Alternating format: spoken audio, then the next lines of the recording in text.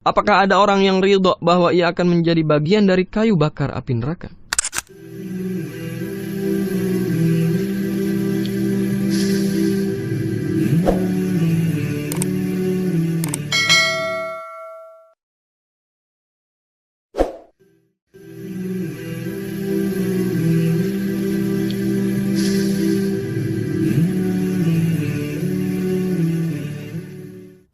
Assalamualaikum warahmatullahi wabarakatuh.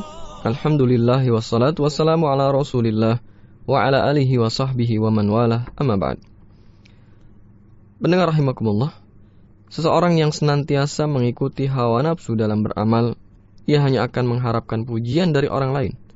Maka amal yang ia lakukan tentunya hanya akan sia-sia, tak akan berarti apa-apa. Padahal Allah Subhanahu wa ta'ala hanya akan menerima suatu amalan yang dilakukan dengan keikhlasan.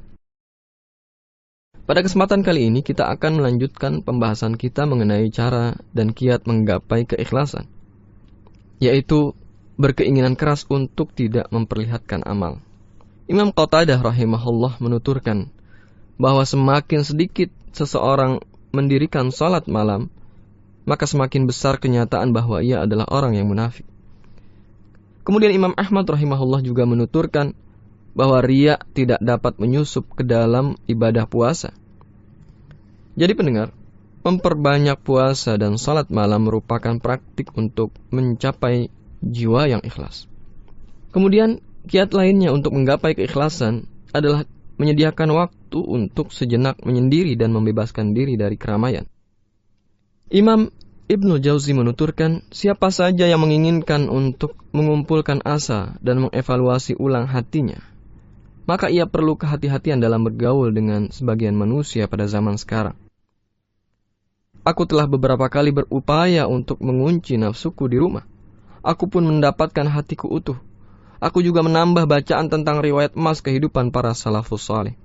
Setelah itu, aku dapat menyadari bahwa menyendiri adalah suatu bentuk tindakan preventif dari virus luar diri kita. Dan membaca riwayat hidup ulama salafus saleh menjadi penawarnya. Mengkombinasikan obat dan pencegahnya secara sekaligus adalah cara yang baik dan tepat. Bila aku duduk di keramaian manusia, aku menyaksikan hati masyarakat yang bercerai-berai. Aku menjadi linglung atas apa yang telah aku saksikan. Hati pun terasa tercabik dengan apa yang dilihat oleh mata. Nurani pun seperti itu, karena apa yang didengar oleh telinga. Jiwa tergores lantaran kehausan dalam mengejar matahari dunia. Sungguh sangat wajar bila kawan duduk adalah orang-orang yang lupa dan tidak peka. Maka tabiat hati yang akan lahir juga senada, takkan jauh dari tabiat mereka. Ketika aku pulang dari perjumpaan itu, aku mencari-cari hati kecilku, namun aku tidak kunjung menemukannya. Aku ingin masa-masa menyendiriku muncul kembali, namun ia tidak kunjung muncul juga.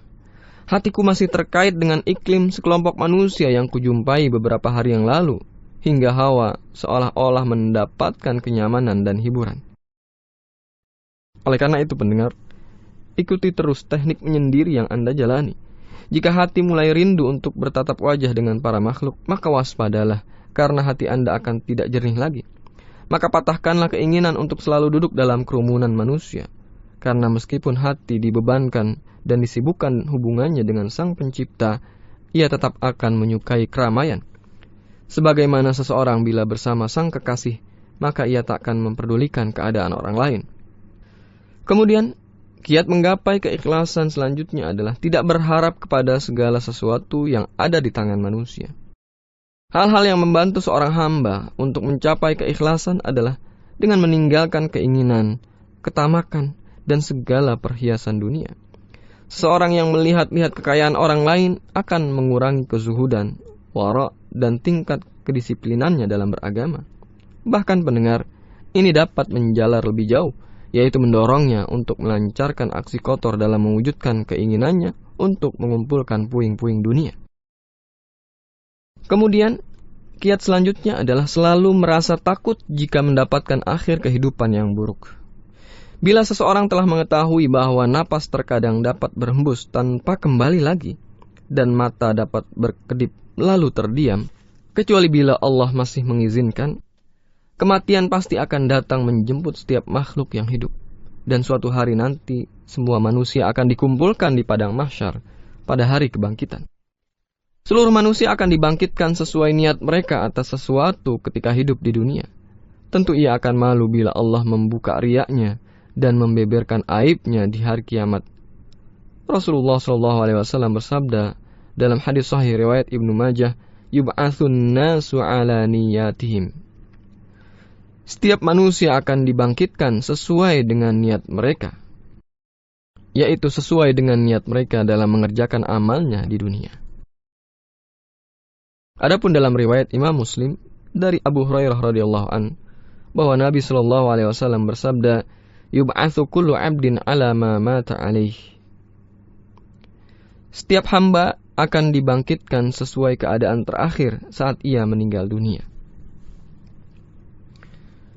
Pendengar rahimakumullah, di dalam kubur nanti, riya dan amal buruk akan datang berupa manusia dengan paras yang amat menakutkan, berbusana buruk dan beraroma tidak sedap.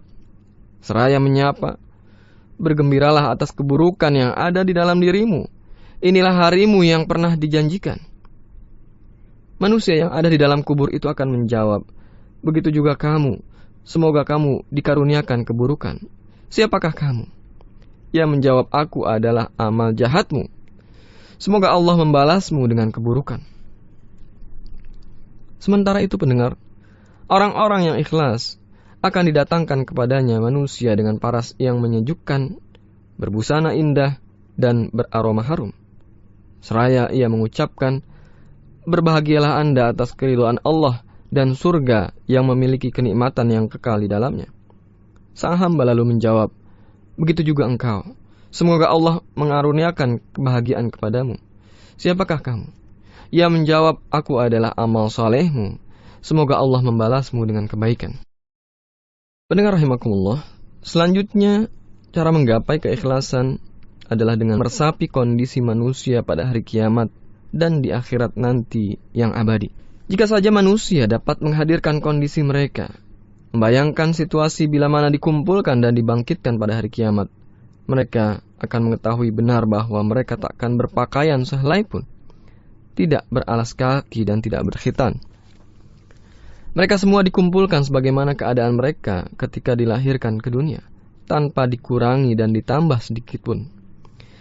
Jika seorang muslim dapat berkonsentrasi untuk membayangkan situasi ini, niscaya hatinya tak akan digantungkan kepada seorang makhluk pun dan tidak menunggu pujian dari mereka. Ia hanya disibukkan untuk mempersembahkan segala tindakannya bagi Allah Subhanahu wa Ta'ala saja, mengharap ridho dan rahmatnya. Dari sinilah ia berupaya untuk ikhlas dalam setiap amalnya hanya untuk Allah Subhanahu wa Ta'ala. Selanjutnya, kiat menggapai keikhlasan adalah dengan takut akan siksa api neraka.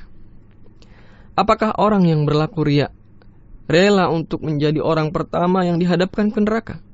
Apakah ada orang yang ridho bahwa ia akan menjadi bagian dari kayu bakar api neraka? Pakaiannya terbuat dari aspal, santapan mereka adalah dhari' atau pohon berduri yang tidak menggemukkan dan tidak pula menghilangkan lapar.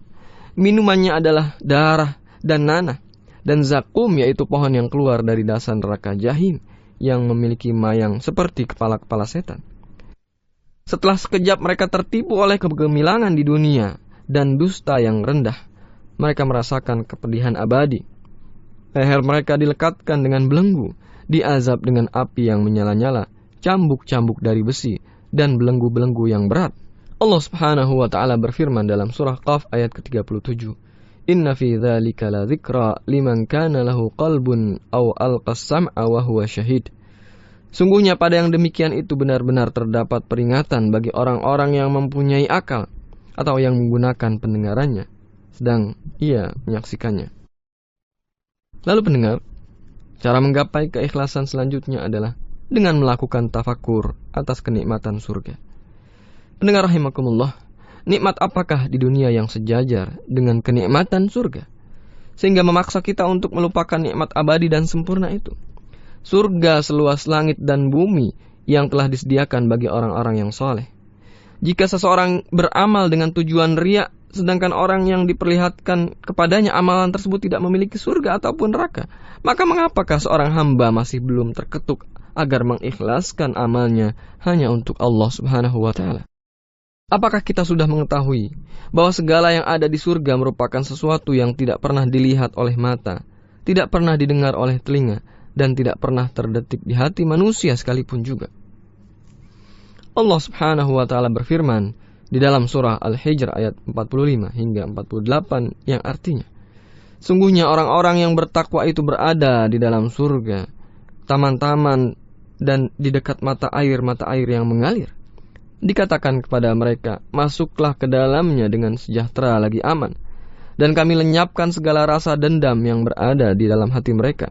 Sedang mereka merasa bersaudara, duduk berhadap-hadapan di atas dipan-dipan. Mereka tidak merasakan lelah di dalamnya, dan mereka sekali-kali tidak akan dikeluarkan daripadanya. Pendengar yang budiman, demikianlah pembahasan kita mengenai bagaimana cara-cara menggapai keikhlasan. Semoga bermanfaat dan menjadi penyemangat untuk senantiasa ikhlas dan menjauhi perbuatan riya. Amin. Wallahu a'lam bishawab. Wassalamualaikum warahmatullahi wabarakatuh.